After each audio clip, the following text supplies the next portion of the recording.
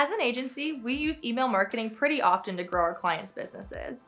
And we've grown our very own email newsletter, Revenue Weekly, to more than 100,000 subscribers.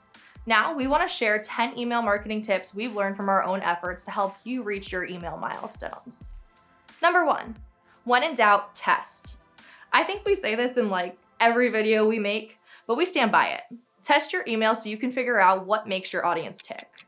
Even if you're pretty confident something will work, a test can back up your hunch or disprove it and stop you from tanking your results. You can test things like your subject line, the name you use when you send your email, your design, your content, or the time you send your emails.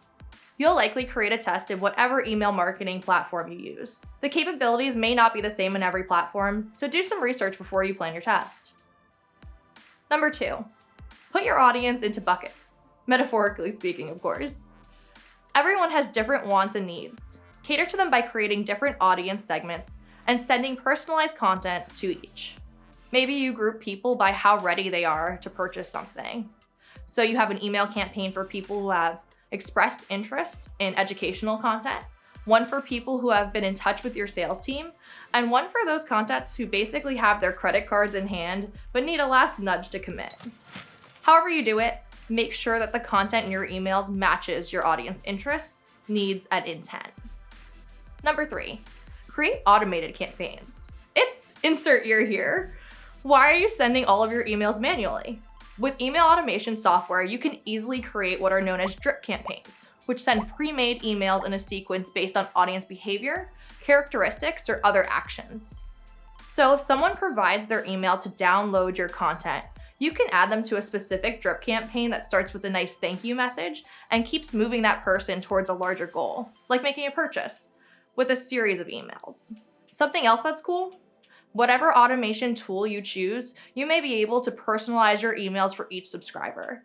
So it can pull their name into the subject line or email content, recommend products or services based on their purchase history, and do a lot of other things that feel very personal. Number 4, don't just sell stuff. People don't want pitch after pitch after pitch. That's basically you saying, "We want your money," a bunch of times. Stop taking, start sharing. Give your subscribers content that's worth reading, aka helpful stuff that they can only get from your business. Whether that comes in the forms of tips, tutorials, industry trends, article roundups, product reviews, product demos, monthly discounts, pull together content that empowers your subscribers to grow as a business or as people. You can sprinkle in some sales content, but don't make it the only thing you talk about. Number 5, promote your newsletters. Why not use your other marketing channels to gain email subscribers? Mention your newsletters and videos, post about them on social media, or even add a subscribe button to your website. If you really want to invest in your list, launch an ad. Number 6, make sure people want your emails. You should go through your email list on a regular basis to remove any inactive subscribers, but be even more proactive than that. Require a double opt-in when people sign up for your emails so you know that they actually want them and they're a real person. A double opt-in is typically an email sent to the address someone provides when they sign up. It will usually ask the subscriber to confirm their email by clicking a link. You may also want to invest in a tool that prevents people from giving you fake emails. There are plenty out there to choose from. Number 7, give people a reason to open your emails. Pop quiz. What is the first thing someone sees when you send them an email? The answer? It's a trick question. It's 2 things, your sender or from name and your subject line. First, customize your sender name so that it's not a generic email. Often businesses will just use their name or add on the name of a specific employee. You'll help your emails feel more friendly and personal when you do this, rather than having them feel cold and corporate. Second, make your subject line catchy and attention-grabbing, like a teaser of what's to come, but one that doesn't spoil the information. You want to provide enough information so your subscribers know what to expect, but not enough so that they can get all of the information they need without opening the email. For example, if you have an email about a major change in your industry, don't give away the details in your subject. Tease it by saying something like, "Big industry news, a major change you need to know about, or what you need to know about the latest change." Number 8, write for busy people. People don't want to spend hours reading your emails.